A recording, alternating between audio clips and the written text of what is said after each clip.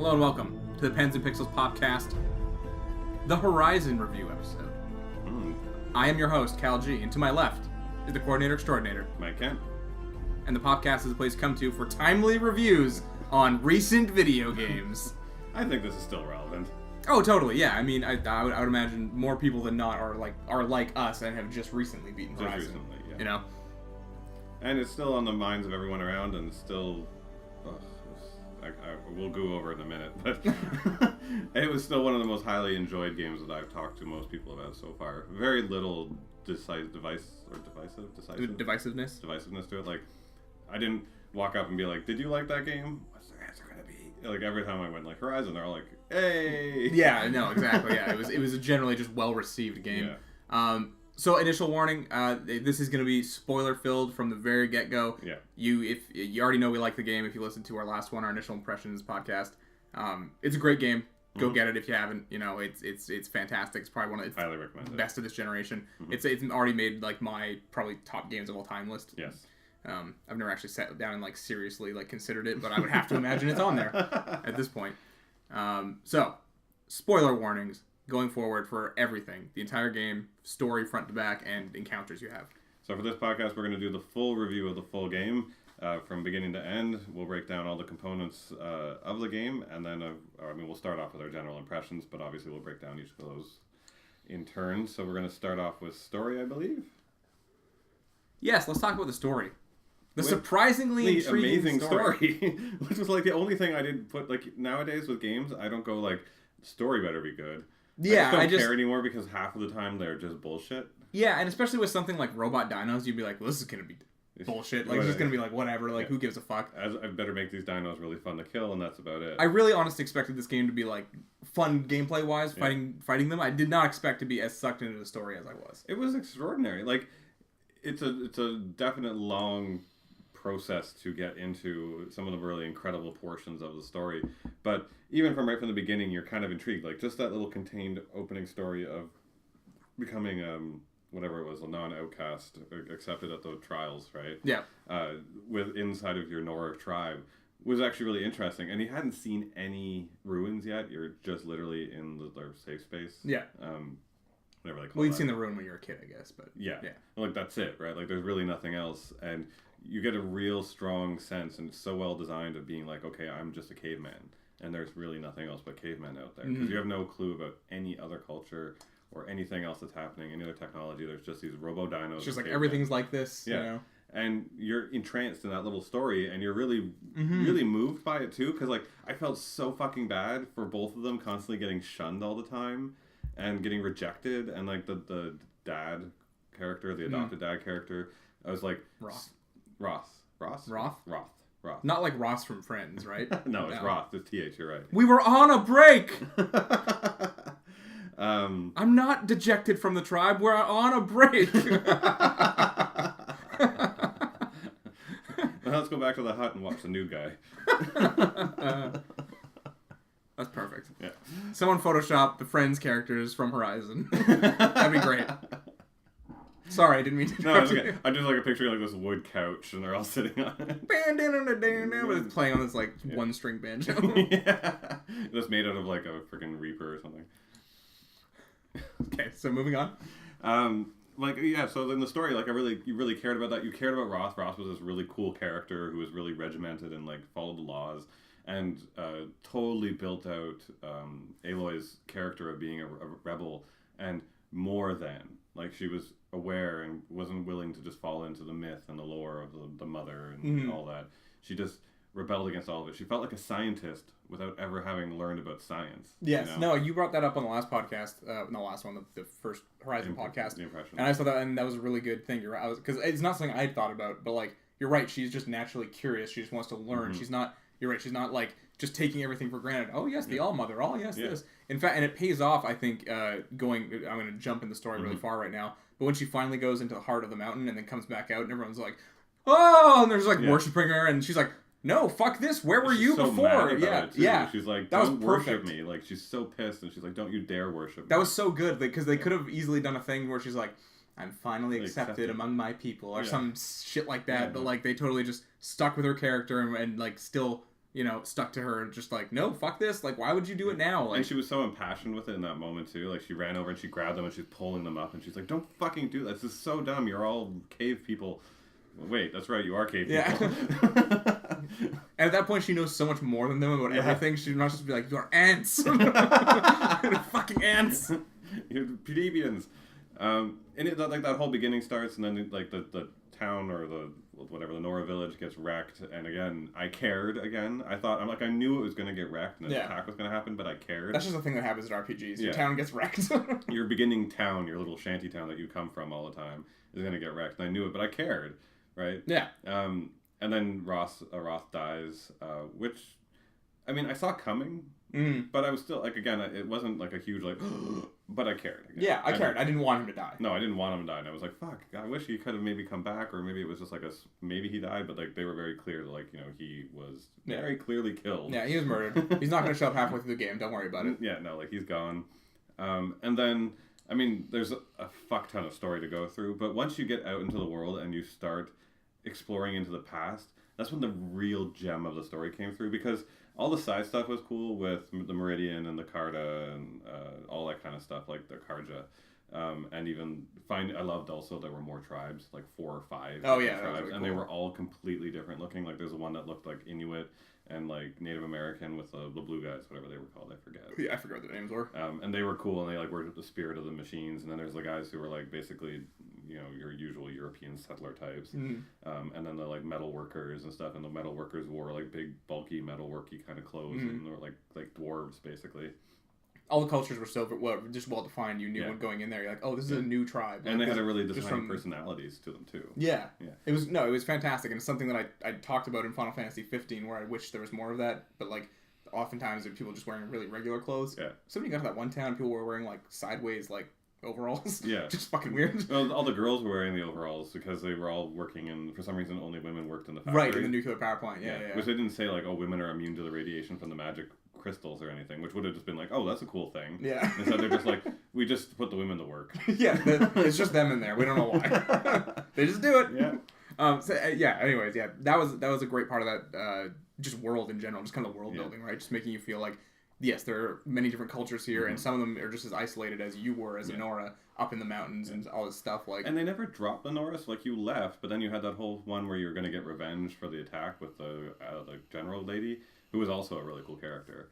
And even meeting the guy. I love that. The only time you do dual stealth in the whole game is with her son.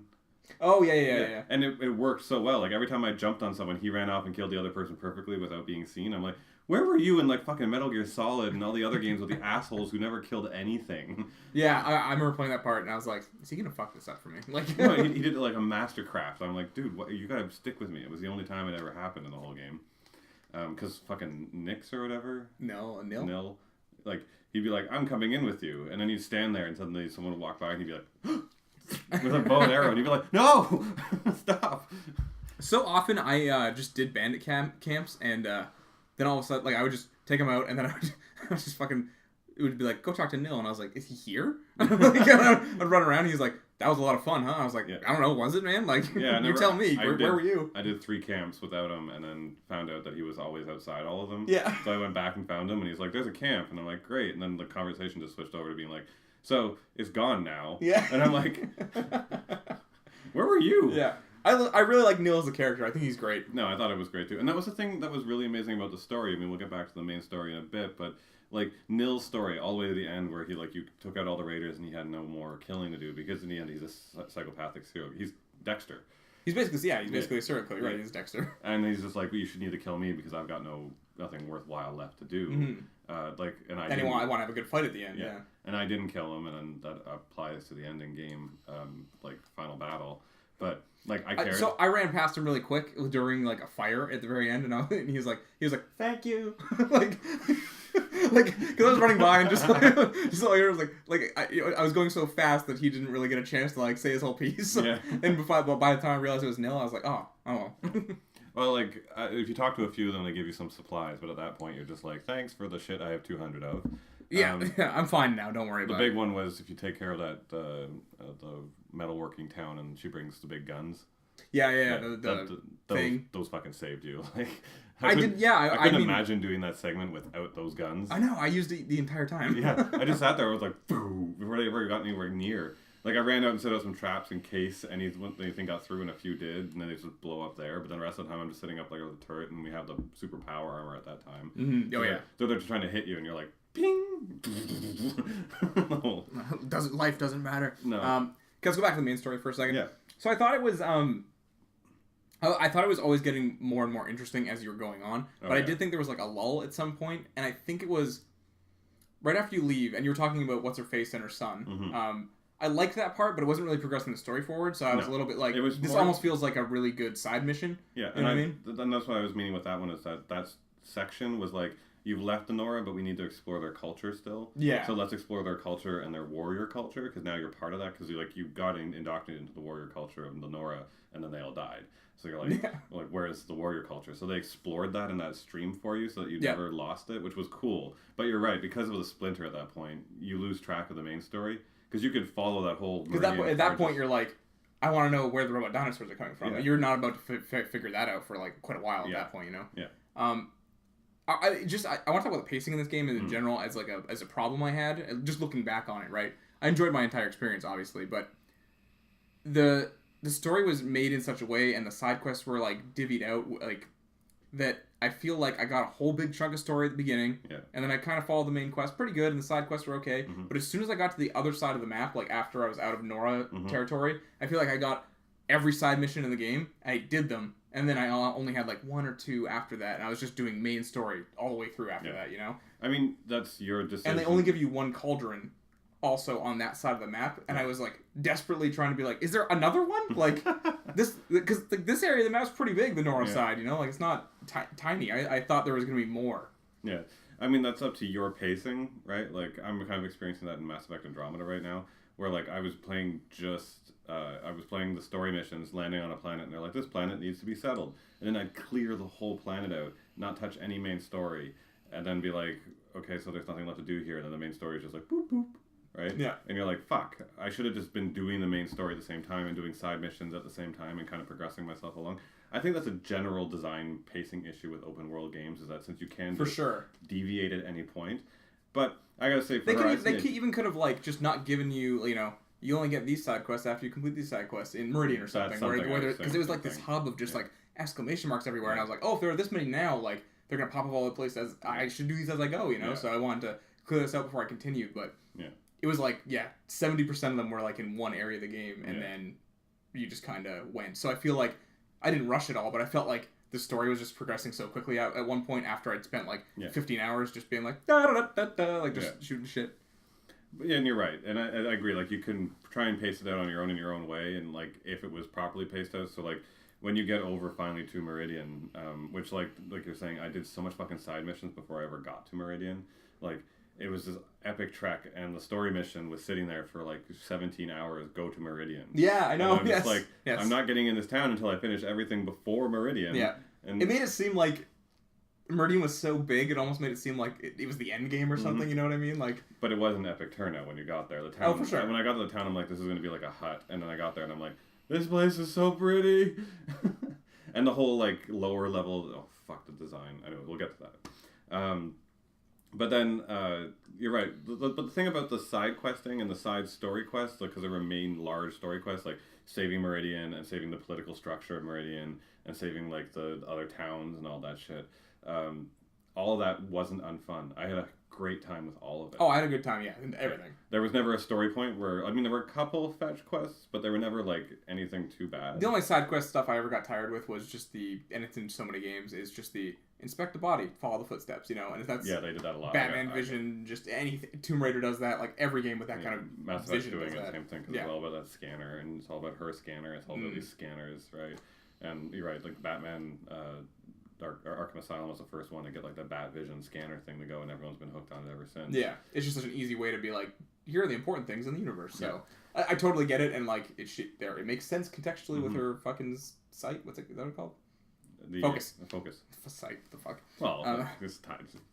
Yeah. Okay, let's talk a little bit more about the end game stuff, or just like where the story went, because like. Well, that's why I'm going to talk about like the main story part of it was. as it developed, I had impressions of what it was supposed to be, and I'm like, oh, it's just going to be that she's like the daughter and she got put in cryo, and then like whoop-de-doo. That's what I thought. Yeah.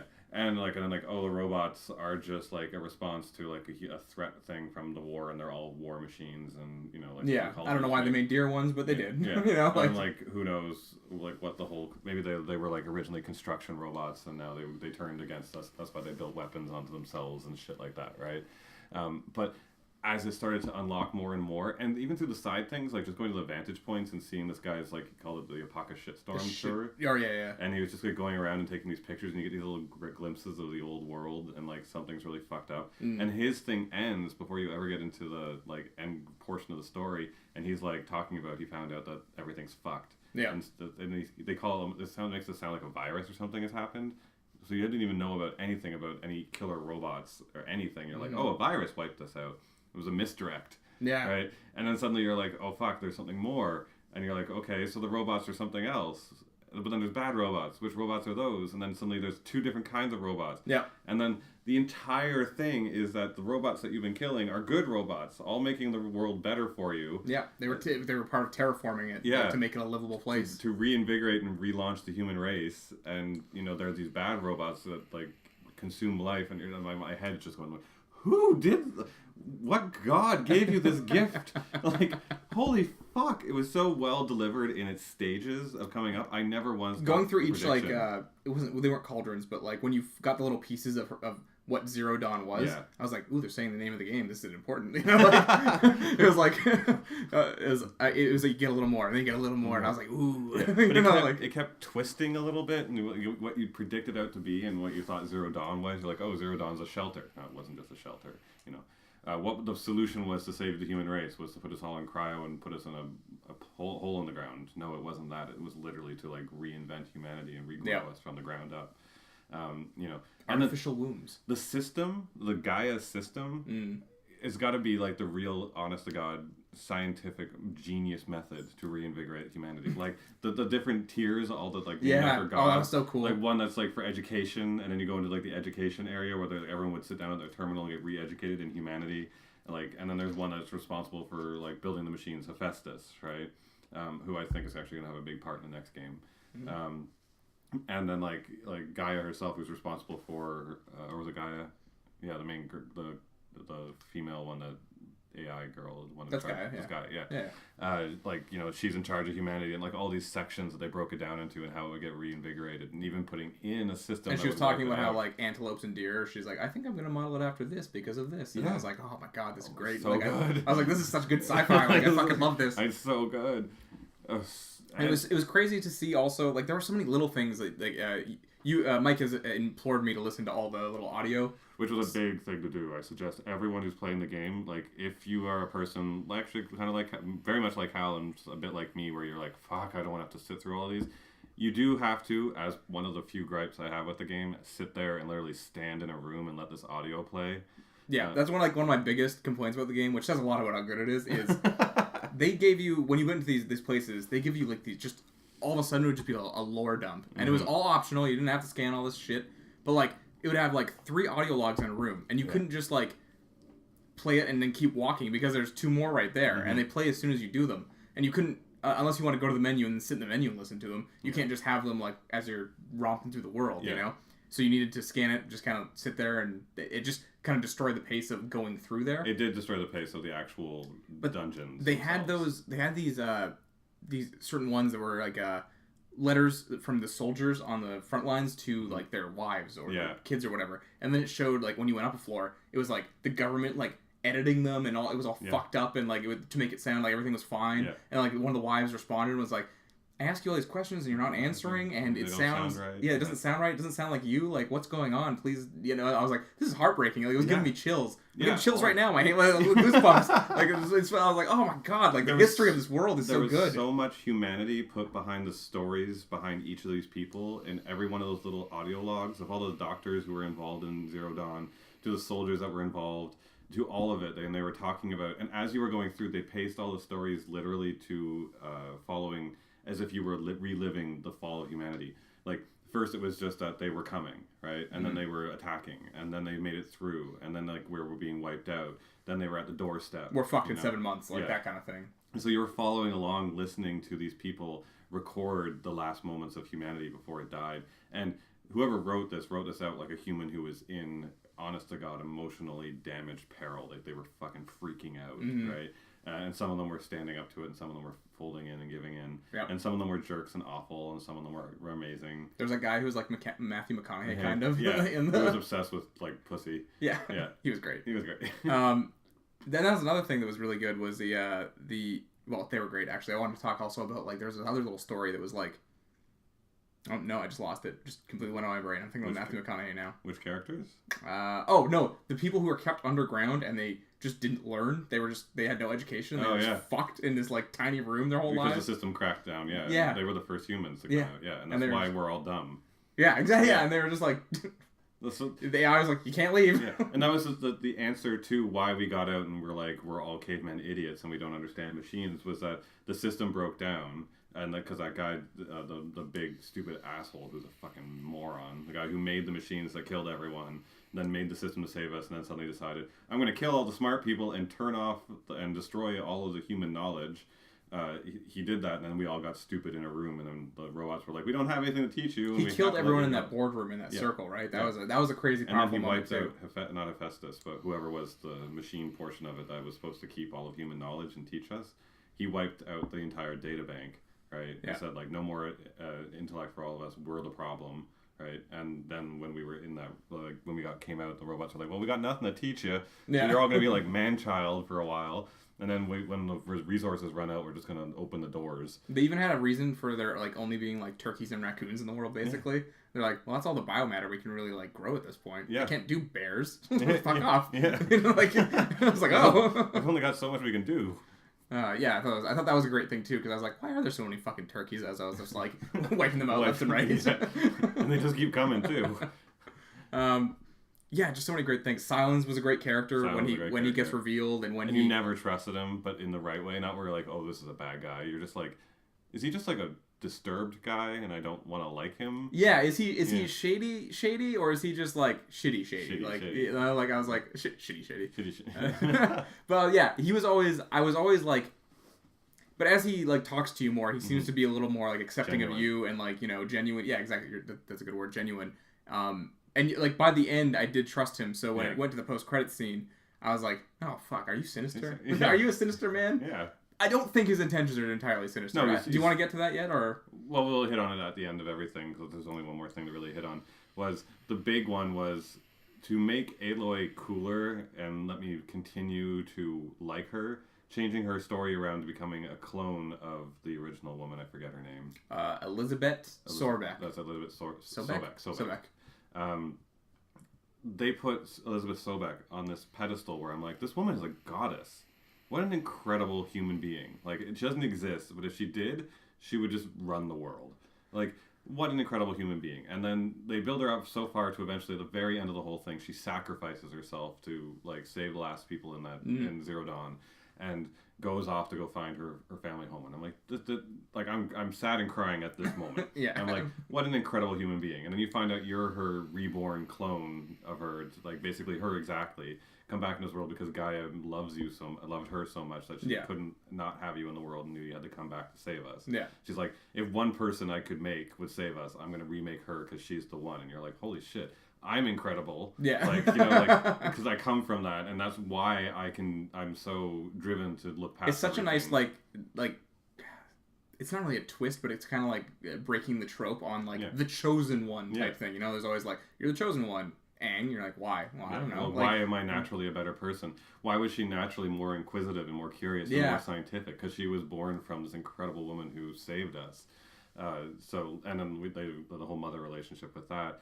And then, like, when you get to that point, and at the end, when she comes through with, like, that emotional breakthrough, when she comes out to the Nora and out of the machine, and she's like, oh, I know who I am. Like, she's broken down by it. She's like, how can I live up to such an incredible person that I'm supposed to be basically the same thing, right? She does adjust a little quickly to finding out that, like, her life really isn't gotten any major point other than she was, like, created to, like, serve a purpose in a machine. For a little while, she seemed insulted when Silence was saying, he's like, you are the result of machine and human. And then she was like, no. And at the same time, I'm kind of like, well, why are you even upset? You don't really hate the machines either, so... Yeah, exactly. Yeah, and then to the very ending of the game, after you've stopped the machines from coming back, the bad guy being the system that wipes us all out, because that's also a clever one, was that they kept trying, like Gaia would try and revitalize life, but it wouldn't always work right away until they got to a one that did work, and then the machines itself apparently got corrupted from the corruption from the original machines, and then the bad guys come, and then it's blah blah blah, we get wiped out. Not a half bad guy, like, for an idea, except for he's just like an orb that he gets dragged around. Yeah. You know, and we'll talk about the last boss fight later, but it was the very, very ending. Like, at the end of the whole game, I'm so happy with everything that's happened, and the whole entire Gaia system. I'm like, who the fuck came up with this? It's so genius.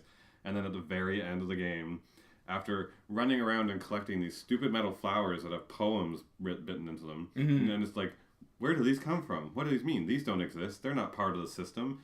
And you're like, no one answered that fucking question. And at the very end of the game, Aloy comes and finds her mother, basically, finds Sobek, and her body she made it to the fucking house, of all things, totally fine, and sat down in a chair to just die. And you're like, what a fucking insane woman. And she's like, oh, mother, I love you, and all that. And you're like, you're welling up at this point, and it zooms out, and she's sitting in the triangle of flowers from the fucking metal flowers that are repollinating. Every metal flower is in. Yeah, which are repollinating, regrowing life on Earth. Yeah. And that's waterworks at that point. Like, I wanted to give credit to the game ending on such a cool personal note for Aloy, too. Yeah. Rather, it could have honestly ended at when they'd beaten Hades, and they were on top of that mountain, and they were raising their spears in victory, and it was a good shot. It was nice, like, it was beautiful, and then, they could have just cut to black and been like, Horizon Zero Dawn, And I would have been a bit pissy at that point. And, but that's the ending, like, I say, like, 9 out of 10 people would have gone with, you know what I mean? But, like, they chose to, like, keep it going. And humanize quiet. It. Shrink it down. Yeah, nice. A little more personal. It was never about, Aloy's whole adventure was never about what grandstanding great task she was going to accomplish. Because even through the whole thing, she was never aiming to save Meridian or save the world or save anything. She wanted to know where she came from. Yeah, she wanted to find out where she came from, and she wanted to get revenge for her father dying, right? And it was always her personal story. And that was the thing about Aloy's story was, while her actions and the whole thing was tied to her saving the world, her personal story was always about her, and then they ended it on her, which was genius. Yeah, no, it was fantastic. So then... Huge credit to the writers. Huge credit to the writers. Beautiful story. The last little bit was the post-credit sequence, which is... A fucking red orb pops out of Hades. Yeah. And he's like, hey! And everyone's like, nah! And they started hitting them, like... And then it just, like, flies off into the distance, and then... I did think right at that moment, though, where she left her spear, and I'm like, okay, your mother left you this fucking spear, right? And it's apparently a super spear. Yeah. And it's in the machine. Anyone can go up and fucking touch it. If it was as bad as like just taking it out would turn this thing back on, don't just leave it there. They're cavemen. They don't know about like USBs. They don't know anything. Like push it off a cliff or something. Like anything. Just get it away from the cavemen who are gonna come over and poke it with a fucking stick.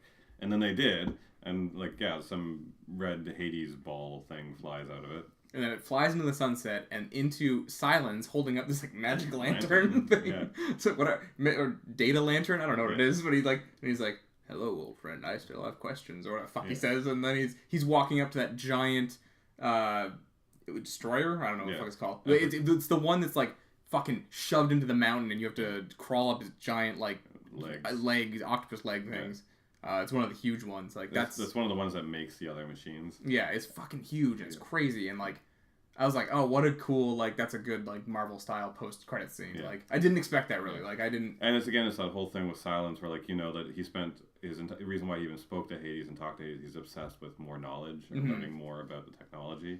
That's the thing. That's why I don't really think I don't think he necessarily has sinister intentions for any sort of sequel. He doesn't want to wipe out humanity. He wouldn't have saved us, but that was the goal. Like he actually wanted humanity to stay around. He wants people, right? Because like he said, like with all the knowledge and stuff, he's like humanity is no longer has access to all of the past knowledge, and we can't educate everyone anymore. Like he wanted everyone to learn, So I don't think he has any goals to like wipe humanity out, but I think he doesn't care about the consequences as long as he gets to the smarty stuff. Mm.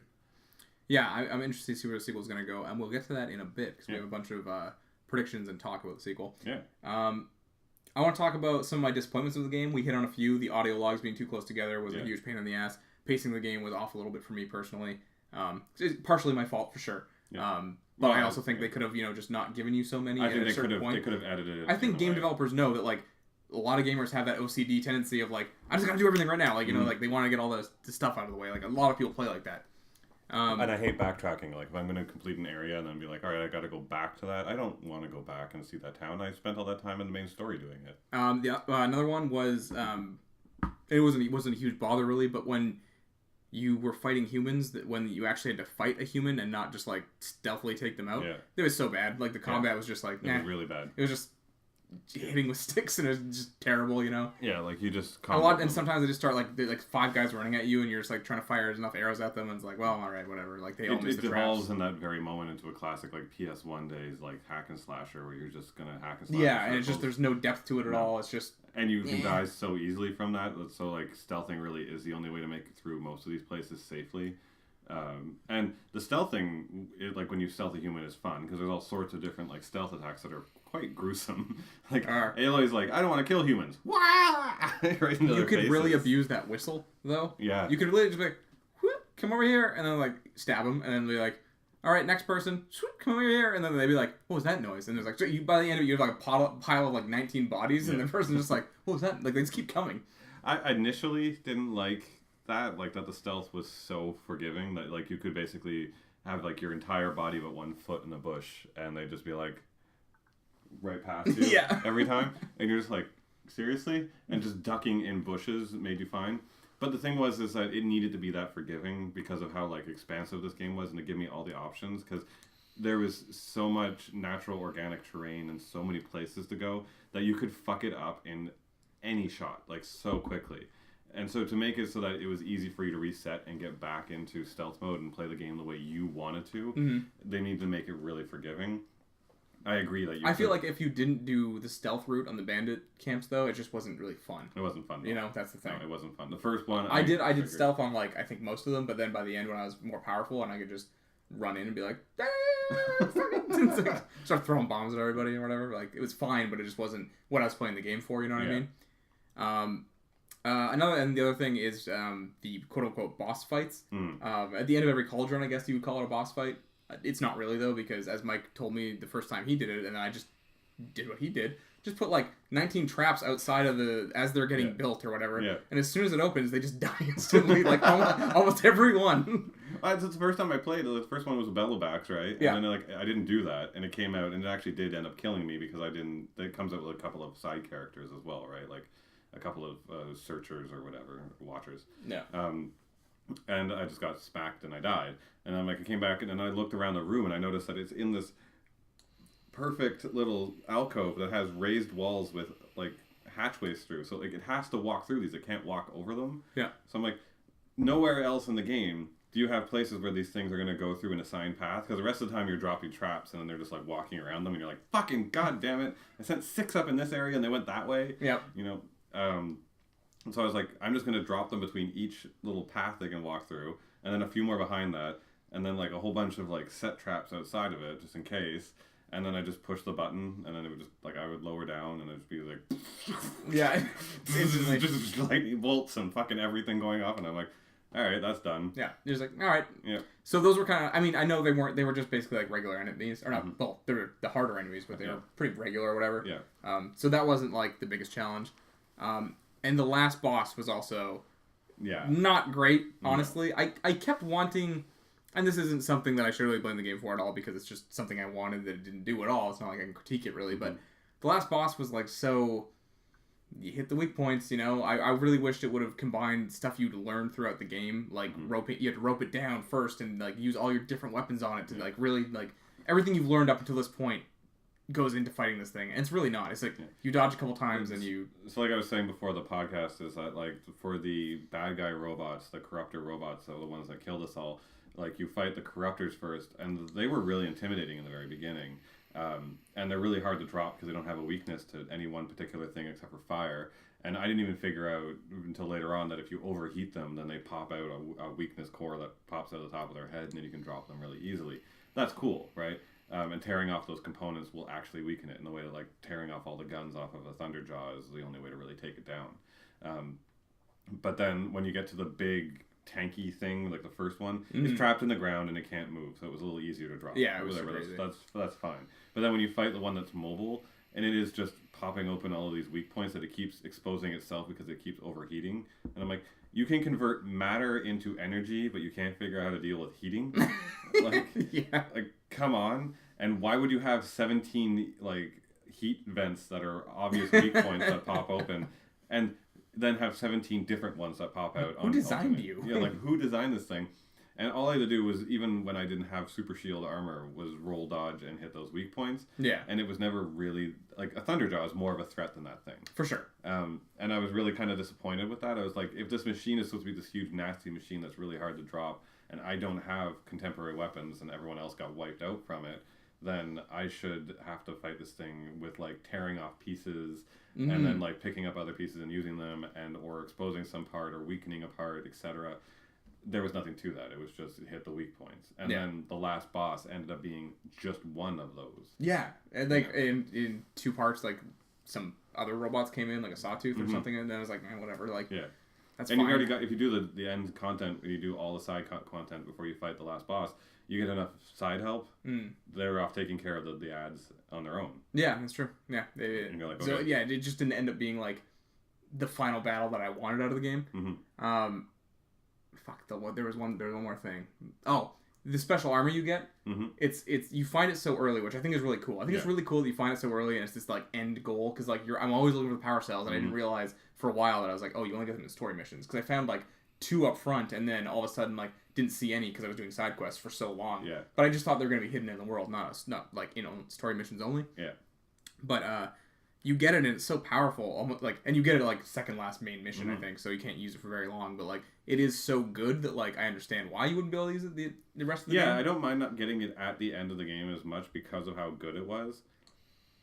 But I think if they staggered unlocking it, it would have made it more of an anticipation to when you did finally get it, because you get the first 2 cells to unlock the first door. Right away. Yeah, like instantly. And then the other 3 only happen in the last 3 missions in the story mission. And like at that point, then I thought it was something you had to like be looking out for, and like I gotta be really careful and I had scanning. to keep going back and unlocking more stuff and more puzzles and make it quite much more anticipation behind it. That would have made it more fun in my eyes, being like, all right, I got this. Oh, I finally got another one. You go put it in. You see another thing unlock, and you're like, ooh, I only have 3 to go. And then it is that good that you're like, all right. And then the other part that got me was at the end of the game, the end game collectible. The only thing that's really worth collecting are the augmentations for your weapons and for your armor, and then the final super armor, which I know makes you invincible, made all those augmentations useless because like it doesn't have slots for the first place. There's no reason you can't to have put anything them. on it. And then on top of that, you're just immune to everything. So now all items are useless except for anything that makes ammo. Yeah.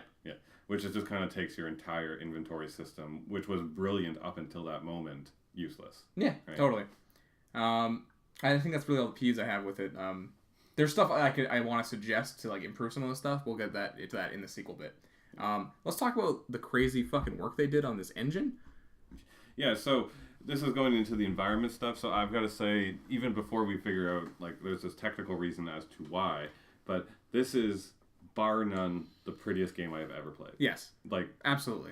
Every single human being who's playing this game, their Twitter accounts have just turned into feeds of them taking PS4 share screenshots, and it's just people taking pictures of environments. Just nothing. If I had a camera, I would have like 6 cameras on me, and they'd be full of like 13 gigs of photographs of this place, because it's more beautiful than our world by a factor of 1,000, and every shot and every place. But also, while a lot of it is generated by code and other things like that, it's also meticulously and perfectly designed. So a big complaint I have in a lot of open world games, especially like Metal Gear Solid and stuff like that, is they'll go, break into this town, but in our game you can come in from any angle. If you don't go into the front gates, you're fucking yourself. Like it was designed so that you could only stealth in properly through the front fucking gates. So trying to go in through the side will drop you halfway through and you'll always be spotted. There's no other good way to get into this town. But in fucking Horizon, it doesn't matter where you go.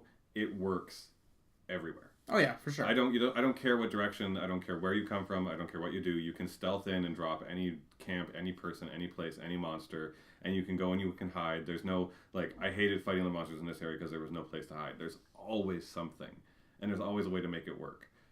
So meticulous, perfect environment design. I've never seen anything of its like before, and it blew me away. Every area of the world just looks so good. That's the thing. Good. It looks so good that like you wander a little bit off the beaten path in some games, and you're like, this area's textures are worse, or like something like that. Like you can notice that like okay, maybe you're not supposed to like, really be here. Like there's not much going on over here. Even the places where there's nothing going on, it looks good.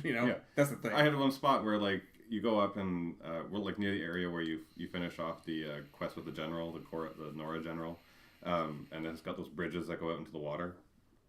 There's a forest on the edge of that, which is just a forest. It was beautiful. It was literally just trees in an open space, but it was like this beautiful grove of trees and natural life, and there were no robots around. It was a perfect place to just go hunt thousands of foxes and raccoons and shit. Which I love that too. The fact that hunting was actually worthwhile. It was the only way to upgrade your pouches. Yes. So like in every other game, you're like, you killed a squirrel, you got meat. Yeah. And you're like, I have like potions. What's the point of the meat? But you needed the meat to make potions in this game. Yeah. But you needed to kill them. They needed to actually hunt for a reason. Yeah, boar, drop the fucking bone. Yeah. Drop the bone, boar. Like, I will slaughter your entire species. I need a bone. Why is only one of you has a rare bone? Yeah. What? Yeah. How did? Yeah. That's just a video game thing. Yeah, all boars have bones. The rest of them are just meat. Just slowly rolling through the fucking. This is a big slob. Just fucking meatballs just rolling. She's like when she opens up her focus, she's like, "Gaia, I think something's wrong with the system." Yes, no, that's perfect. Those are the abominations. The abominations. Abominations. Well done. Great pun, Cal. Good job. Anyways, so Guerrilla has like done like fucking black magic and created like an algorithm within their engine that just like auto adjusts to make it beautiful at all times. And it worked. It sounds like it sounds fake. Like how do you make a machine go make things pretty for me? And then it did. Like it sounds like there's an AI inside of this game. Like the Gaia's real and she went out there and she fucking made a world pretty for us. Okay, so studio art director Jan Bart van Beek, great name, recently explained to Kotaku that the studio spent many hours watching BBC nature documentaries, which allowed Guerrilla Games to lay out a conceptual framework for Horizon's visuals. It's a quality that isn't actually completely photorealistic. It's a form of hyperrealism that we started calling BBC realism.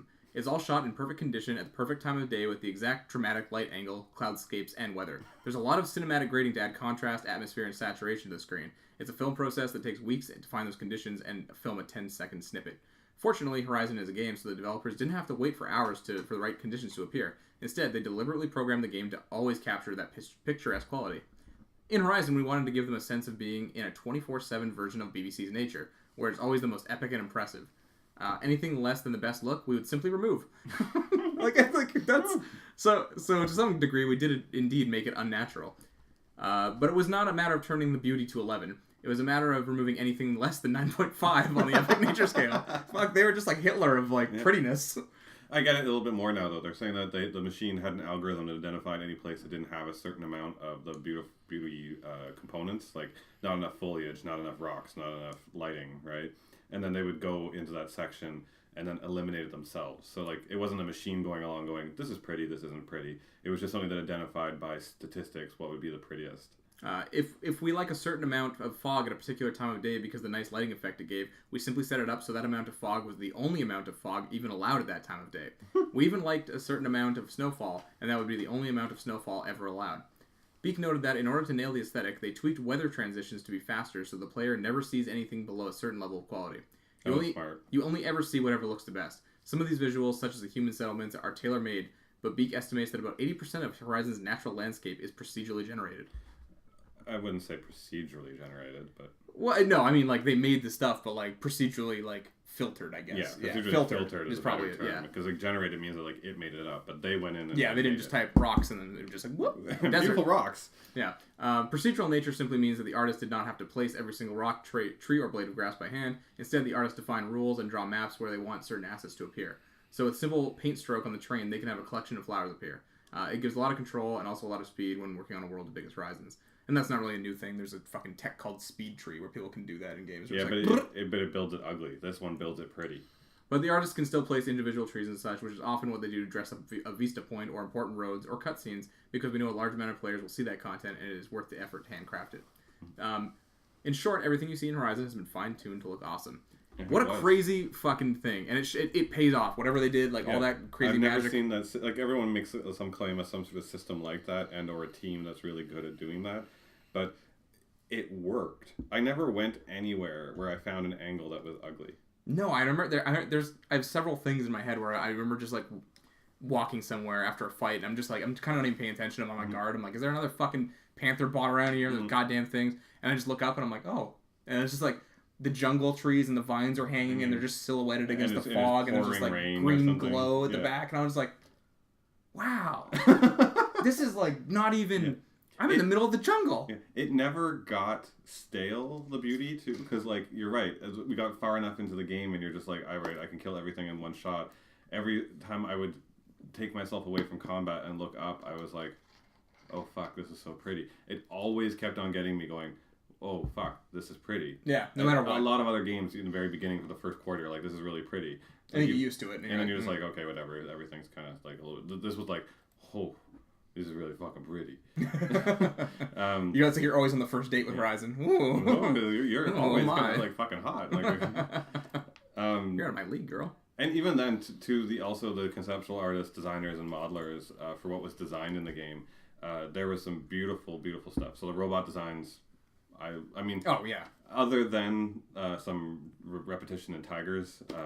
Yes, we complained about this before the podcast a little bit. But we had we had saber-toothed tigers, and panthers, and there's a lot of tigers. Yeah. But other than that, even then, they were all really designed well. Like, I thought they were all super cool robots. Oh, yeah. I can't think of something that I didn't think looked cool. Actually, I think the tunneling ones were a little bit meh.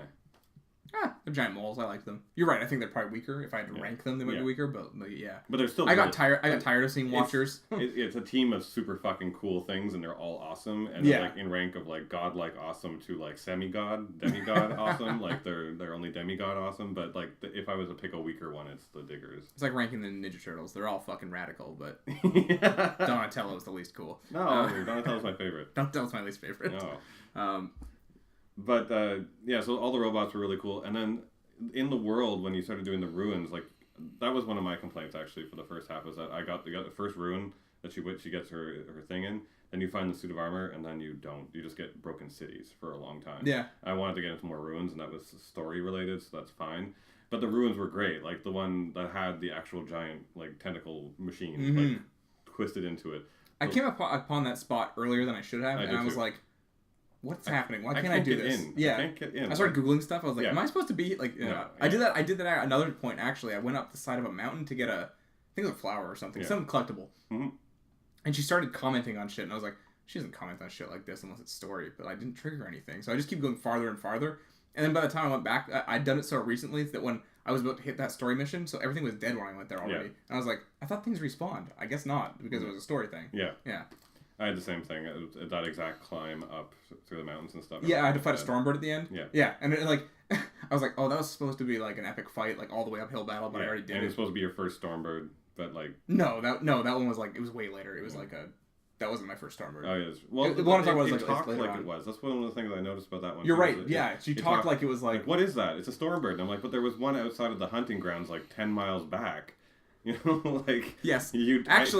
This is one of Brandon Jones from Easy Allies. Shout out Easy A. He had a problem with this. He's like, it's such a minor nitpick, but I can kind of get behind him on it. Is she's always commenting on things like she's seeing it for the first time. You could have destroyed the entire race of the fucking invisible panthers, but she's like, oh good, a tiger that goes invisible, that won't be a pain in the ass. Yeah, and she says it again 1,000 times. 1,000 times.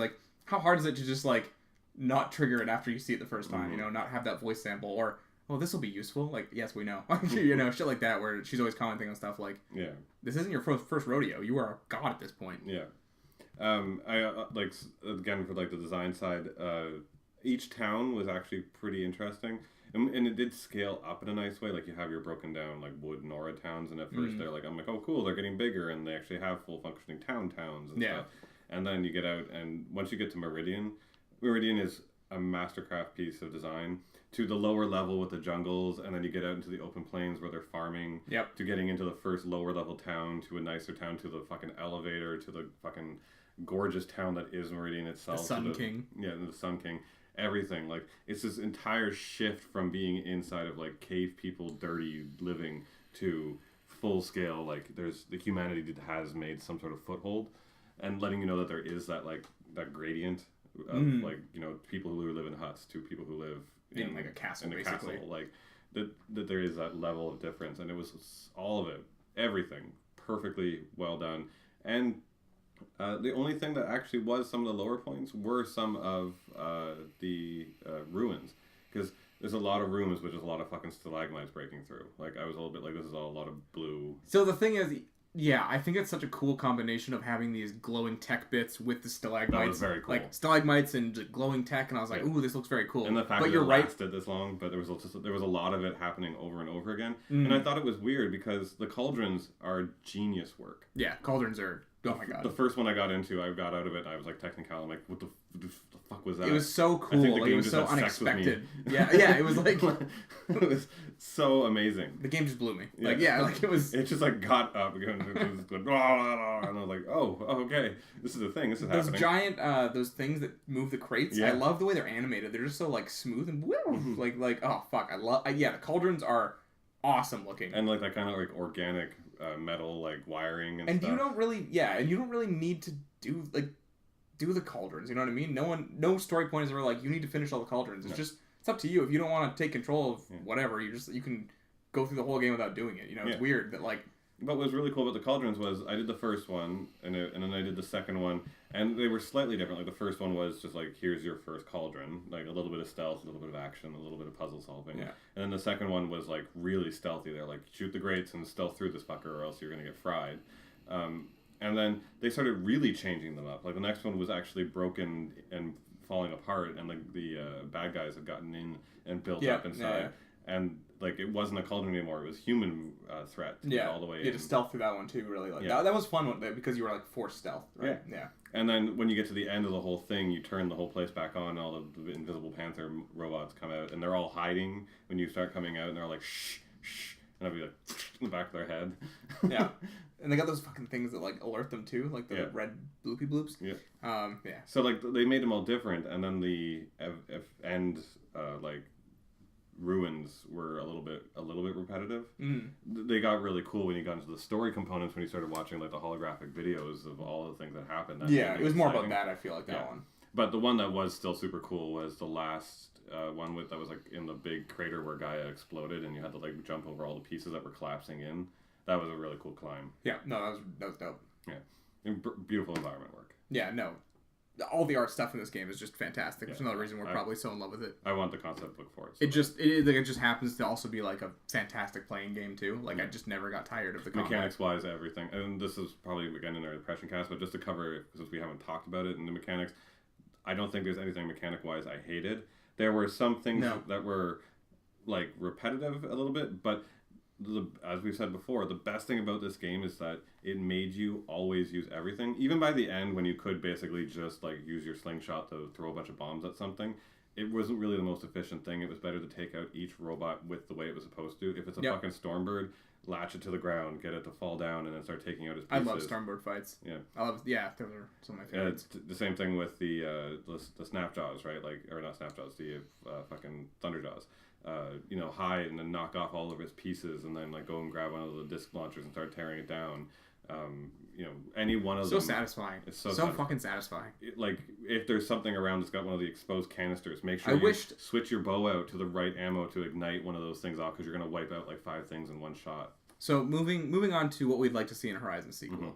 Something that I really liked, but also wished I wanted more from, was the Hunter's Lodge, and there's Legend of Red Maw, and it was basically just like any other Thunderjaw I fought. You know what I mean? Like, and that's fine. The Thunderjaw fights are fucking fun. Like, they're fun. They were really fun. But I wanted more. I wanted it to be bigger or look like a dragon, or I wanted something different from it. And it was basically just, it gave me one of my favorite story moments though, when you went back when you defeated the Thunderjaw and you go up to the guy who was trying to kill Red Maw, and he was like, I should have let you weaken it first. And he dies, and I was like, ah! because he died in such a dumb, dramatic fashion. Actually, that's something that happened quite a few times in this game. People getting their last word and then bleh. It's such a it's a movie thing, really, more than anything, more than a game thing. But like, there's so many people that got their last word and just like ragdolled. Like, I was like, oh, okay. That's like one of my favorite things though. He was such a dick like the entire way through. Mentioning last words being like, I wish you would have died instead, and like you weaken it, I'd take it for glory. But I like that. I like that they didn't even try and like say anything to like redeem themselves. They're just like still an asshole. Yeah, he's like, I'm still a prick. Yeah. So yeah, that was good. But I wish there was more stuff in the Hunter's Lodge. I wish there would have been other legendary machines or something like that. Would have been really cool. We're gonna be going through the NeoGAF thread. I agree though. What other people want to see too, and that we'll get to that. But first off, what are something you want to see? I agree with you that I wanted to have a few bigger machines like that had that kind of like special interaction that I would get one chance to do. The other one was I wanted to have a more interesting human combat component. Like the stealth was good, but if I'm going to have to fight a human, give me just a couple of simple things like, you know, colliding spears and having to push one off or something. Yeah. Don't make it like you said, PS1 era, just like hack, and that's it. You know, make me have to set them off. Like, make it so if I shoot them in the knee, that puts them down on one knee, and that's when I can spear them in the head or something. Give me the same interactions I have with a robot with a human in some way. And even make the humans less, so I'm not fighting 6 of them at once. Maybe it's just 2, and I can do that. You know? My only concern about if they improve the human combat too much is that they would want to show it off more, and the game would be like almost half human, half robot you fight. Yes. And I want to fight robots. I want to fight the robots. So maybe even, like, tone down the bandit cabs more if you don't improve the combat in the sequel. You know what I mean? Like, it's... Well, the human component was important, and there was lots of times where you had to fight humans and stuff like that. Even fighting, because like the main bad guy were the humans at the end of the day, just controlling the robots. But the thing is they give you these encounters where they were trying to set you up to be able to fight them, like take out some Twilight garrison thing, and they're like, oh, shoot the fire things. But the moment I shoot those, it sets off an explosion, and they all freak out. Yep. And I'm like, don't make me do that, because I don't want to fight them all. Yeah. And I'm only going to blow up one at the end because one happens to be close enough to it. Exactly. I do it at the end when I already know I'm going to be fucked, so... Yeah. Like, don't give me that kind of setup. Give me a more planned out bandit camp where you're like, all right, you're going to do all this cool shit. Because, like, the one time that ever worked out was doing the cool dual stealth stuff and or the last one where you were supposed to try and make it over to that big pile of fiery stuff and shoot it and then blow the wall open so you get in. That was fun. That was fun. Like, do more of that instead. Like, that's kind of what I want to see. Agreed, yeah. Make it a little more, like, crafted. Yeah. Okay, so let's go through some of this. Oh, actually, one more thing that I wanted, personally, that I thought was going to happen for sure. I thought for sure we were going to get a big machine that was like this spider tentacle one. Yeah. And I thought we were going to have to climb it like fucking Shadow Colossus or something. Like, maybe not exactly the Shadow Colossus, but I thought we'd be scaling this giant thing at some point, and we never did. And there's no indication we ever were going to do that, but I just kept thinking, I'm like, oh yeah, it's coming. Like, that's definitely a thing that's happening. Yeah, so that was my one thing. Is there anything else? My other last one thing is don't make me go around and hunt epic collectibles as this giant thing for special vendors to hand out nothing. Yeah, they were... Look, the flowers are cool. They're put in cool places too, so you might have gone to places you never would have before. Yeah. But the vessels, the cups, were so useless. Yeah. They didn't tell you anything really, and like you just got these boxes of stuff where you're like, I have better shit than this already. I liked the story components behind it. So I mean, the flower one paid off at the end of the day. I was getting pissy that it wasn't, because like I love the mystery behind these machines that didn't exist. These weird techno-organic flowers that are pollinating everything. But then this guy's collecting them just because he thinks they're pretty and he wants to sell flowers to rich people. And I'm like, okay. But your reward should be something I can't get anywhere else. And he's like, here, have some fucking random chest of high-end gear upgrades that are useless because your final armor doesn't even use them. Yeah, exactly. So, like, you collected these literally for nothing. But the story for the flowers paid off. And then there was the statues for the weird other tribe. Oh, Bantuk, or whatever his name was, Banuk tribe. Banuk, yeah. And it tells the story of their great hero, and that's where he collected those. So that story was neat, but again, she just rewards me with the same shit. Yeah, it's just those fucking boxes. Those boxes. And then they're like, yeah, this guy's like collecting cups, and he thinks they're for shaving or some shit. And I'm like, this is not exciting. And you're not even correcting him. You know? No.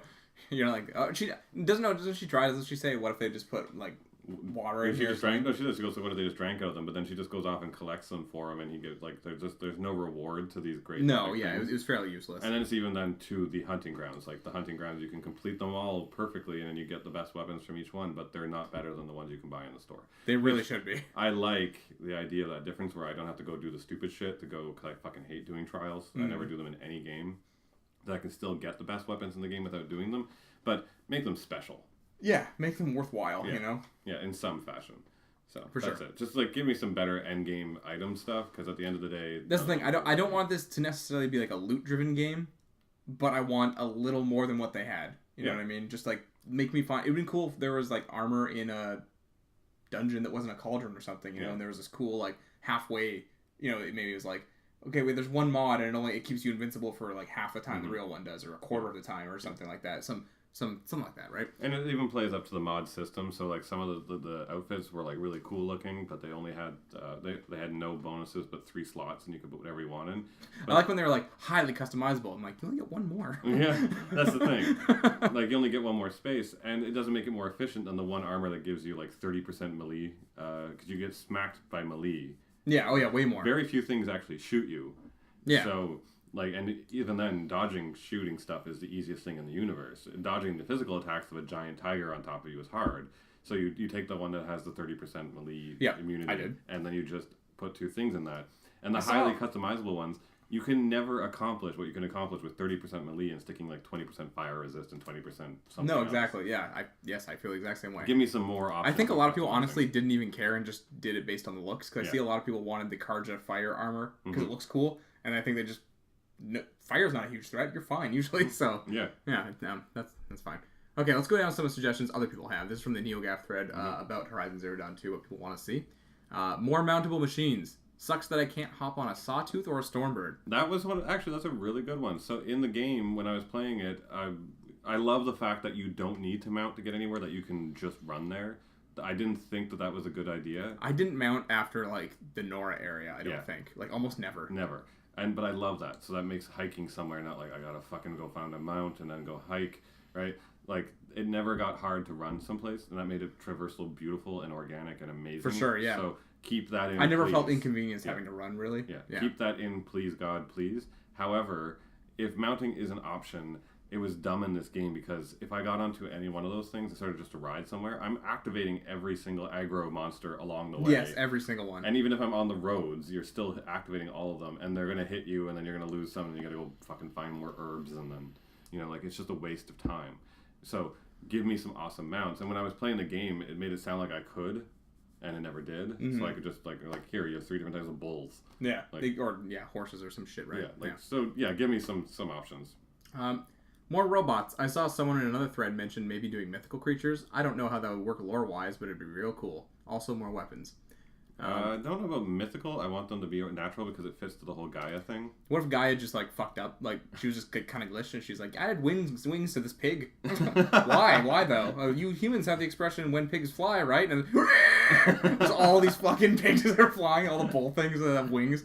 She just makes that King Ghidorah with 3 heads. Wow, I think that'd be great.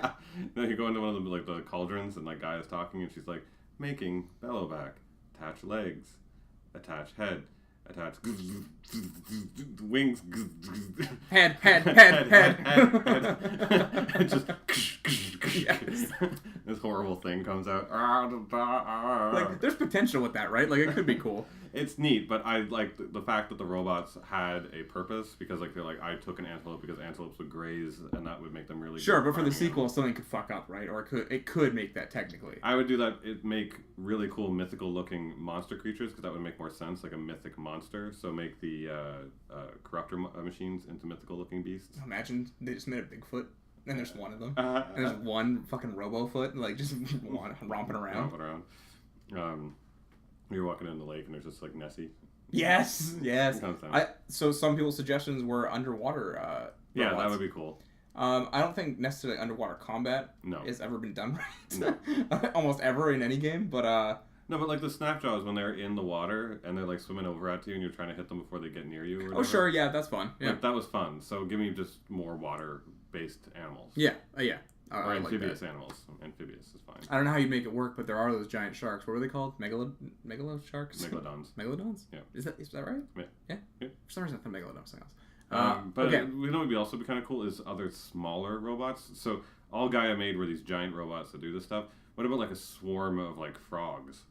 You know? Oh yeah. Like, or something that does move in a swarm that would come after you, right? Fucking bees! The bees! That'd be great. I would love a swarm of bees. Yeah. Okay. A little better AI when it comes to human enemies. We said that. Yeah. Wiping out bandit camps was really not fun and way too easy. A bigger variety in weapons, like more options for the same kind of weapon, also including them on the loot system. Same for armor. Well, we just said that, but you know, like having Actually, something that I really wanted was the ability to customize my bows, because there's some. I used like one thing on one one arrow, and then I had two bows, and I used two on another bow, but that was it. You know. I had like all three bows on because each one of them was the only way to get a distance work on either piece. Because like each bow had one was just for special ammo, right? Like your lightning fire and like whatever ammo, so that I could activate any of those canisters I needed to hit. Then you used one for Terror Blast. Yeah. Then I had the sharpshooter bow, which was for my sniping, which I did most of the time anyways. And that had the Terror Blast arrows, which were awesome. Yeah. And then the only thing that did enough damage. I liked being able to knock 3 arrows eventually with the skill tree. Yes, that was really cool. It was fucking awesome. And then I had the other last bow because it was the only one that had fire on it. Yeah, exactly. Yes. Like, let's more efficiently, like, let's not have 3 bows. I wonder if that was done on purpose, so they were trying to make you, like... But they gotta pick and choose, but they gave you a lot of useless arrows on each one. So on the sharpshooter bow, you had one that was supposed to be for tearing stuff off, but you had one that shot a sonic blast that did that. I didn't know what the other one was. Was it corruption damage? Like, I don't even know what the fuck it did. I think I used it once. Yeah, no, like, on the sharpshooter bow, they have one that said it was used for tearing stuff off, right? But they had the tear blast arrows on that bow. So why would I have that? And then on the basic hunter bow, they started off as just nothing. It was a fire arrow, the normal arrow, but then they gave you a set of arrows on that one that was better for tear damage, and it did definitely do more tear damage and did more damage in that context. But again, I didn't have to aim with a tear blast arrow. I just had to land it near something and it blew something off, so I was good, unless I was really intentionally trying to rip one piece off, which I usually was. Yeah, some monsters did. I used that slow down, like, click in thing a lot. Yeah. Oh yeah, there were some monsters that needed you to tear off specific parts that you couldn't blow off the tear blast arrows. It's like sometimes you'd knock off a piece that was like a weakness or a canister, and then suddenly the canister's gone, and you're like, great, now I can't blow up their canister. That's true. So, yeah, there was that component. But, and then the other bow was just 3 different special kinds of stuff, and then the corruption arrows, corruption was useless. Yeah, totally. I didn't use corruption at all. Yeah. Better towns / side quests. No. I mean, you could always improve it, but I think they were pretty good in this game. I wouldn't say better. I wouldn't say that that's what they like need to concentrate on for the sequel. I don't think they need better towns or better side quests. I'm happy. You could improve some of the side quests for sure. I think there were a lot of good ones, but there were, like you said, like some of the tracking ones were just a little bit like, every game does this. You guys are better than this. You know what I mean? Impactful choices. I don't know what they mean by this. I don't know if they mean like a Mass Effect style thing with the dialogue wheel where like there's huge repercussions to what you say. I would rather Horizon just tell me a coherent one story that is the same for everybody, because it nailed it the first time. Yeah. I don't need a lot of choice. I liked the heart, brain, fist thing. That was gave Aloy a little bit like, oh, I can make her do something in this situation, but it never really changed anything, you know. So that's fine. I was down with that. I had no problem with that. I don't want impactful choices. I want a singular story. However, if you mean more impact in the way that, like, if you save this town from being wiped out, then there isn't any rubble, but if you didn't, there is rubble. You know, like, that, like, whatever you do physically will impact the stories. So, like, let's say you didn't save a portion of Meridian and it got blown up by that bomb, then that portion is actually destroyed. Yeah. Like, that's neat a lot of the time, but in this story being it's not something I'm looking for in this game necessarily. Not in this game. Yeah. Like, in Mass Effect, I'd be looking for that shit, and I'm actually looking for it in the current one, and it's halfway doing it. But, since you're not building anything, you're not going to this town and being like, you know, make a settlement. Like, or even just if he means on the story in general. Like, I just don't want... the story was a refined piece of art, and I don't want to muck with it. Exactly. More secrets in the world. I'm used to exploring every nook and cranny of open world RPGs, and in Horizon, doing this is largely a waste of time. No. Okay. We agreed on the waste of time because the rewards weren't good enough. I went after everything and explored every inch of this planet because it was incredible. I went to very cool looking places. Maybe just as artists, maybe we're a little more appreciative of that. But I went to cool places that I probably wouldn't have gone on the map or known I had gone to on the map. I might have just looked at it and been like, yeah, I went there, I think. Like, but because the flower was there and I hadn't gone there, I was like, I would have gotten that if I was there. So I'm going.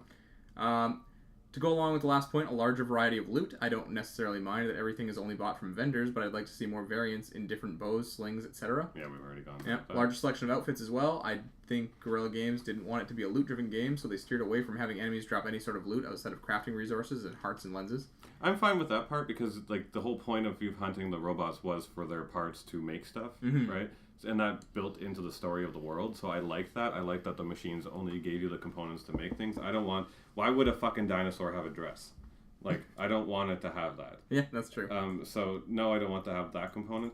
However, the way they did it with the loot when they handed it out, like, every time you went to a further into the story, a vendor would have more things to sell. And by, like, the end of the game, you finally get the hunter outfit, like the ones that all of the Karja wear, the ones that look like hawks and shit. And it was a good piece of armor. And I liked that piece of armor and I wanted to wear it. But I only got it at the end of the game. Maybe some more options in those visuals, because like I was stuck wearing that 30% melee one for probably 80% of the game. Yeah, me too. Yep, for sure. Horde mode. No. What I'm really hoping is actually for more visual customization in weapons and outfits. I like the changing of the fabric, color, and material. I would want to go around and find paste and then see a merchant in the city who sells fabric that lets me craft my own outfits. Same goes for weapons. I'd spend hours putting feathers on something on a bow. Any kind of vanity crafting would help me be playing for much longer. It'd be neat, but again, not something I probably wouldn't do. I liked that they had like levels of the armor. So like your first one had less pieces on it, the next one had more pieces on it, and the final one was like the full equip, right? Like because you could buy like there was different rarities and they got cooler looking as you got to the purples. I like that, but what I would say that to kind of meet that halfway is when you put in your modifications, more modification slots, and when you put those modification slots on, change the visual a little bit. Yes, I love that. Like even just like some of them had like glowing pieces and stuff. Like you stick that in and it was a purple one. It made the glow purple. 15 years ago playing Final Fantasy X, when the armor actually changed on his shoulder, I was like, oh my god. Yeah, I know. And that's the thing. So yeah, I love that still. I fucking loved as a visual thing for the tribal, like again we're talking about the cultural looks and stuff, where some of them were taking the machine pieces and like stitching it into their own skin. I didn't see that. Silence had it. They all had it. Oh, Silence had it, yeah. But I just thought he was nuts. Did. Oh, did a bunch of them? Yeah, even I didn't even notice. They would take like tubes and stuff and like stick it in their own skin. I only noticed it in Silence because he was like, I was like, what are you doing, man? Yeah. That looks painful. A bunch of them did it. Storage chest? I guess. I did again. Sure. I got pissed off at the end of the game where I was constantly dropping shit. Sure, yeah. I mean, that'd be a nice quality of life improvement. Yeah, like just give me some more. Bigger weapon wheel? I think part of it is that they're giving you 4, and it's like pick and choose. You can't have everything. You know what I mean? Like this is part of your strategy is picking your weapons. I like that. Yeah. But again, what I think it's just they gave you a bunch of useless arrows. Yeah. I think you should also be able to customize your bow rather than streamline it down to the tools that you're going to be using. Yeah. Rework the climbing system. Shouldn't just be on ledges with white grips. I don't know what that means. So, like the signifier climb, so like when you were climbing up a mountain, it was only on the hooks that you could see. Yeah. And it was labeled. Does he want you to be able to climb everywhere like Zelda? Yeah. Is that no? But I wouldn't want that in Horizon. No. This one just says machine gorillas, which is great. A new variety of monsters is going to come, so I mean... It has to, right? So, yeah. They're not going to release a sequel with, here's the exact same beasts. And there's lots of animals in the world, so pick. Co-op mode with way harder boss fights, something similar to Monster Hunter. Nope. Look, I don't want that in the main game, but if they had a side thing that was go online and fight like a fucking Godzilla with your friends, I'd be like, okay. If a game was going to do it, the mechanics are so good. We actually talked about this at some point, didn't we? Where we said these are the kind of mechanics we'd want in a Monster Hunter game rather than what Monster Hunter is. Yeah, and I would love to do it with multiple people. I just don't want them to ever put that in the single player game. I don't ever want... Stay single player. Yeah, I don't want single player games to have multiplayer modes because it just detracts every single time from the game. I don't know how I feel about the density of enemy and robots within the game. I feel like they were absolutely everywhere sometimes with no breathing space. I'm interested on your perspective on that because they were fucking everywhere. Yes, they were. There's no such thing as you running in a line and finding a place where there wasn't a robot. You constantly... It was very few and far between. But I liked the constant immediate danger that you couldn't just book it. This was a dangerous world and you had to take it easy and get over a hill and be like, it was like you were Aloy in a dangerous world filled with robots, and you had to take it careful. Because it wasn't really. I like it in some areas more than others. I think it's just because some of them I didn't like fighting as much. Like when the giant chicken looking things. What are they called? Oh yeah. The bigger watchers, basically. Yeah. There's an area in the desert where there's like 900 of them, and I was like, I'm fucking stuck here, and there's like 900 of these, and I just ran through, and they're like, ah! It was like all the activating ones. I was like, God, just get away! I don't want it. Like, yeah. I'm of two minds because when I just want to get somewhere and like I'm just trying to collect the fucking vessels to get the fucking thing, you know, I'm just trying to think, and like they're all like I have to be worried about every single side of these things coming at me. It's something I more want to encounter when if I'm actually going to get the flower, of course, yeah, have like 6 sawtooths guarding it and like I have to figure out how to get there. But on the way there, I don't want to have to be worried all the time about something. But I want that because like when I was doing that along the way up, and I'd be like, oh, there's just 2 of them, I'm just going to take them out, and then I rolled just a little too far to the left. Suddenly I activated an entire camp of something else. And it fucked me and it killed me. It made the world so dangerous that I felt that everything was a threat, and no robot ever turned into. I can see what you're saying, but I felt it part of the immersion. No, I can absolutely. I'm in the middle kind of thing because there's several moments where I was just like, come on, fuck off, like I don't want this right now. I had that a lot, and you're right, and I understand why people would say that. But I like your point. The constant danger, and this is a dangerous world, is really hit home by these things are fucking everywhere. Like it's hard. Yeah, that's hard. I don't know. I'm of two minds about that one. Yeah. And it was always worse or better in certain points. Like if you're fighting off a couple of sawtooths, and then suddenly you roll over to those screecher birds that warn everything else that was coming. Those fucking birds are so. I hate them. They're the worst thing in the game. Yeah. The crabs are fine now. I hate the birds. Not the storm birds. There weren't enough crabs to worry about, but when they did show up, they were a pain in the ass. They eventually. I avoided them a lot of times because they were so hard at the beginning. I was like, well, what if they're still badasses? But yeah, the Glinthawks, oh god, they're so annoying. This guy offers a solution and says if they want to keep the density of them, maybe change the respawn mechanic. You can fast travel and come back, and they'll be there again. I understand that's how it works in most games, but most games don't have enemies every 20 seconds. Due to the nature of this, you'll end up fighting multiple enemies just due to how the combat flows, which is fun, but exploration is also what I enjoy in a game, and sometimes I felt like that was hindered here. I can see that perspective. It's not wrong. That's the thing. That's the thing. I get it, and I get what you're saying too. Yeah. Like they're both. Yeah, it's almost like a necessary evil to like really convey this world is fucked. Yeah. Story-wise, a plot that involves Gaia glitching out, producing too much without being checked. I know that's not quite how Hades worked as a failsafe, but it's not too much of a stretch to make a story where the weather is too volatile in various ways in each region due to Gaia over-terraforming. This same logic could also result in hybrid machine creatures getting pumped out of cauldrons. Give me double-headed, long-legged billowbacks. There you go. Well, again, I think it's funny, but I wouldn't want to do that because story-wise, Gaia is your perfect goddess. I like that whatever she was producing was perfect and like kind of like beautiful. And it was funny, like we were thinking of them as monster machines in the beginning, but when I found out that they were what was saving us, they became like these animals to love. It was almost this weird, like almost vegetarian vegan moment where I was like, oh, they are part of a system. I mean, I realized that I viewed them more as animals than robots at a certain point, but I never loved them. Yeah. I wanted to kill everyone. Oh no, but all the time. But dead. It was part of that like that thing where like they supply us with the machines and technology necessary to survive. We're now part of a system that's kind of grown. They're part of the ecosystem. They're not necessarily, well, I mean, they're a threat, but they're not like a threat. Yeah. So I don't want Gaia to ever have to like fuck up and suddenly start making mistakes. Just leave the monsters to the corruptors. Like more emphasis on mounted combat, i.e., control your mount into I never used it once. No. More, i.e., control your mount to 4 default states using the D-pad. Traps, healing, etc. can be managed from the weapons wheel. Then it's just AI that runs around and you ride on its back and shooting almost like a rail shooter. Flying mounts. Mass Effect 3 style skill tree. It's still simple for most players, but gives a greater customization options for those that want to specialize. I don't remember the Mass Effect skill tree. But I don't want skills in this game. I want to be given my tools and told exactly how to use them, just like they did. Oh, I mean, we had a skill tree in this game. I think he's talking about the fucking thing. The abilities we got. Oh, those. Yeah, that could be a little more complex. Yeah. Because it was just... I mean, I assume that's what he's talking about. Yeah. I assume. Climb everywhere. After Zelda, going back to awkwardly glitching up walls, looking for bright colored handles sucks. I never had a problem with that. That was fine. I thought you and I both said early on that the climbing was beautiful. Like, I mean, I know you're doing the usual jump up to like clippy parts, but also I want to address something that I had in the first initial Horizon cast. Mm-hmm. I was stuck at a vantage point. It was the very first vantage point I ever got to because there was just an eye in this. So on the map, there's an eye icon, and I just went to the middle of it. It's Where an I area. found I didn't realize it was an area. I just went to exactly where it was, and it was at the top of a tree. And we had this conversation. You're like, it's there, and I was like, what the fuck is Mike talking about? I can't climb this tree. I can't jump on the top of this tree. Where the fuck is it? So I'm just like going up everywhere to try and jump to this tree, and I found it on the edge of a cliff or something. Yeah. And I was like, it's right next to it. Like it's just. and I was like, oh, okay, it's a radius. I'm just jackass. More enemy variety, both human and dinosaur.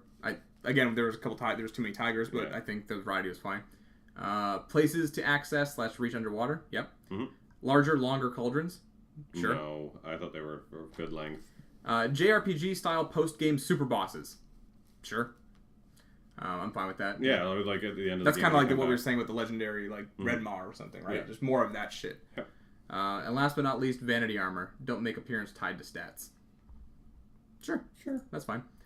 More diverse machines. Monkey, koala, sloths that hang on trees. Insect-type machines. We've already said bees, and sloths are always a welcome addition to any game. More expansive and informative tutorial. From what I see, some people blindly use any weapon on the wrong machine, especially fire arrows. Like, why? More detailed detective mode would be nice. I do not know if it would make a difference, though, to these people. I liked having to research it myself, like run up to a machine and figure out what was on the back of it, and then like pull out the menu and be like, oh, these are the pieces and these are the weaknesses. I'm not concerned about people who are too stupid to do that. Yeah, like if you're too stupid, just play the game dumb. Equipment color palette customization. A lot of people want that. The fucking it's not just a huge. It's not a huge thing to me, so I don't really care. The only game I wanted it was Army of Two, where I could have golden guns. I get it with like the weapons because like they didn't really get epic in like any context so much over the whole game. Like they didn't change that much between green and purple. So like yeah, they didn't look amazing at the end of the day, but I really didn't care. Like, I wasn't looking at them really long enough to... I cared about her armor. I wanted to look good in her armor, and I wanted to have the right armor, and I got frustrated that I was stuck in one because of the stats. So I get the armor complaint, but weapon-wise, meh. More equipment, parts rather than whole outfits. Better rewards for side quests. We said that. More skills. Sure. Storage room at home or cities. That was already said. Overridden machines can be called, with some limitation, of course. The ability to change the AI / personality of overridden machines. Aggressive, passive, supportive, corrupt.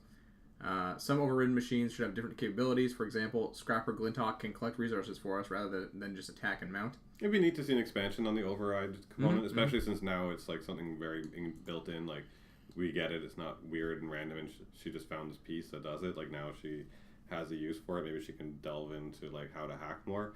But you know, I don't know if I really want to have a mechanic too stuck on it. I really did use it a lot, like you didn't. But every time I was in a swarm of Glinthawks, I would tie one down, override it, let it back up in the air, and it would go fight like 3 of them while I could take on one at a time. That's smart. Didn't do that. Yeah. Or like, you know, you're in a group of fucking Sawtooths or the Panther ones, and you override one, and then they're all like swarming on it because you could just like, you're like, this is too many things, and if I try and attack one, they're all gonna hit me. So I'll override one, and like have them initiate the fight, go hide again. Right, and then they'll all be fighting, and then I can just grab them, pick them off, and then I don't lose as much health, and I don't have to go run around being like, "Where are the berries?" Yeah, I don't know. I just never did it. I don't know why. Like, it was very rare when I did it. Like, when I did do it, I would be like hiding in grass. I'm like, okay, what am I gonna do? And the guy would be there, and I'd be like, boo, as he's going by, and I'd just be like, dead stare somewhere else. Like, well, my first fight with Thunderjaw was me overriding a Trampler that was right next to it. By some chance, the Trampler was fighting humans, and then the Thunderjaw saw them and was like, "You." And they all started fighting, and I'm like, well, these humans are fucked, and they're always like, go save them. And I'm used to the time, I'm like, well, they're just distracting them for me. Yeah. That's bait. But I wanted to take out my first Thunderjaw, so I was able to stealth up behind the Trampler. I overrid the Trampler, and the Trampler started fighting the Thunderjaw. And it kept it distracted enough that me, without enough gear at the time to take one out, was able to drop it, like, really early. So that was, like, I love that, and that was cued my whole, like, I should override things more often. But you're right, it didn't come in as a requirement. So I mean, yeah, it was never required, and it wasn't part of my arsenal, really. No. This one, to scale large machines and the environment. I'm expecting many, if not all of the machines in this game to return, but I'm sure there'll be other larger machines added in subsequent games. It'll be a cool mechanic to scale enemies to avoid detection and fighting them directly.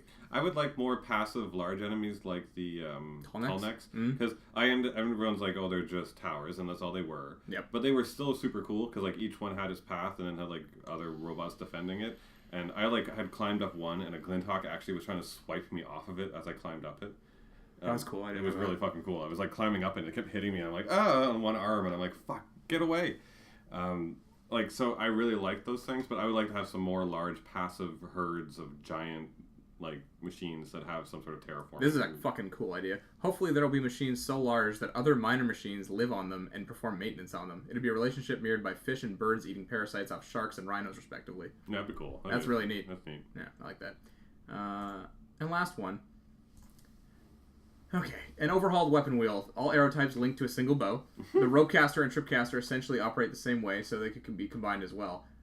There's there's more room to carry other options. Much like shooting multiple arrows at a single target, multiple arrows could be shot at multiple targets in rapid succession. This would be useful for stealth with humans and smaller machines. More wildlife, specifically dangerous wildlife like bears, moose, and mountain lions. But they explained why that wasn't there, so... Yeah, I mean, that's fine. It was a sequel, though. Yeah. More exotic machines, kangaroos, yes. Rhinos, yes. Anacondas, whoo! Gorillas, elephants, hippos, large porcupines, I like that he specifies, or pangolins. I love pangolins, too. They don't necessarily have to be to scale. The bigger, the better. More large weapons, both within missions like the Petra ones, and they can be stripped from machines. Machine guns, rockets, grenade launchers, flamethrowers, slower guns that shoot a powerful beam. Bigger tall necks that require a lot more climbing or hazards during climbing. Yeah. You just said there actually was. Yeah, I don't think it came in as much, and the fact that it didn't happen to everyone means that, yeah, there should be more of a threat. Aquatic robots and underwater combat. No. That's the thing. I don't think underwater combat would work. No. And I don't want to waste time trying. No. And I would like to have something where, like, there were, like, almost a quick-timey kind of thing where, like, if it's in the water and you could, like, hook yourself onto the back and they're dragging you around and shit. You know, like, that kind of stuff would be neat. Yeah, that'd be cool. And that's it. That's all the suggestions that everyone has. Mike, when do you think we could possibly even see a glimpse of Horizon 2? Well, we're going to get an expansion very soon. Yep. They've already announced it and been very clear that a big story expansion is going to come before anything else. Yeah. Which I'm excited for, and we'll actually play. Yeah, me too. I already thought about it. I was like, yeah, I'll play that. Yeah, I'll play that. And hopefully, I mean, like, they'll keep up pushing the story forward with it. But as for the second game, 4 years, 5 years? Yeah, like 2020. Yeah. You know, shit like that. Yeah, like Guerrilla Games is probably already like going like, oh fuck, this is way bigger than we thought. Yeah. You know, and then they're all hammering at the Guerrilla. Well, they had that job listing for people good at animal animation. Mm-hmm. So yeah, they're probably going to make a second one. But it's years away. Oh yeah, I what year is it? 2017. We see a Horizon 2 teaser trailer in 2020. No, 2019. Yeah, 2019 probably. Yeah. I couldn't even imagine next year. Yeah. It'd be crazy. Mm-hmm. And that's it. So we here at the Pens and Pixel Popcast really enjoyed Horizon Zero Dawn. I think it made it onto both of our like top game of all time list. Yeah. And we implore you to play it as well. If you want to find me on Twitter, I'm at TheCalG. If you want to find Mike, he's at Mike Kent Draws. Pens and Pixels across all the internet, so go pick your poison. Yeah. And, of course, be sure to like, share, and subscribe to us on SoundCloud, iTunes, and YouTube. And be sure to drop a comment, to let us know what you thought about the game, what kind of changes you like, maybe something that you didn't like that we didn't talk about, something you did like that you really want to share, so that we can hear from you guys and we can talk about this game, because we could probably talk about it for another whole hour. Hashtag Gorilla Robots. Hashtag Gorilla Robots. Hashtag Pangolin Robot. Yes. Hashtag Giant Pangolin Robot.